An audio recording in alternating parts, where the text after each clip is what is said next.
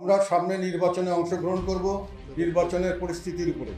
যদি আমাদেরকে সেই ধরনের কোনো পরিস্থিতির শিকার হতে হয় যেখানে লেভেল প্লেইং ফিল্ড হবে না, যেখানে নির্বাচনের নামে একটা একতরফা নির্বাচন হবে এবং অংশগ্রহণ করে আমি শুধু তাদেরকে একটা জাস্ট কি বলবো বৈধতা দেব, এই ধরনের নির্বাচনে আমরা অংশগ্রহণ করব না। আমাদের সঙ্গে ওনারা আমাদেরকে ডাকেননি, আলোচনা হয়নি। তবে আমাদের সঙ্গে আলোচনা হলে আমরা এটাই বলবো যে সংস্কারগুলো আপনারা প্রকাশ করেন, আমরা পরবর্তীকালে নির্বাচনের পরে যারা আসবেন তারাই এই সংস্কার দিয়ে ফাইনাল ডিসিশন নেবেন। আপনারা এখনই কোনো সংস্কারে হাত না দেওয়াটা ভালো, এটি আমাদের সাজেশন। কাজে এই সংস্কারগুলো আপনাদের হাতে আমরা চাই না।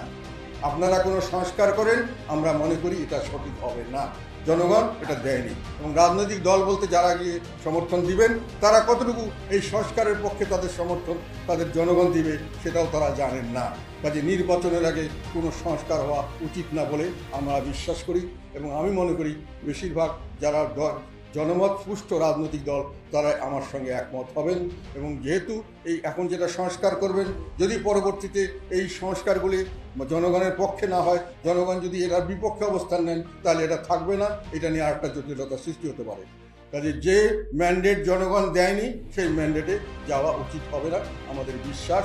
আপনারা এটা আপনাদের প্রস্তাবগুলি ছাড়িয়ে দেন, ওগুলোকে প্রচার করেন, আমাদেরকে দেখতে দেন, দেশবাসীকে দেখতে দেন নির্বাচনের পরে কে কোনটা গ্রহণ করা হবে, কতটুকু গ্রহণ করা হবে।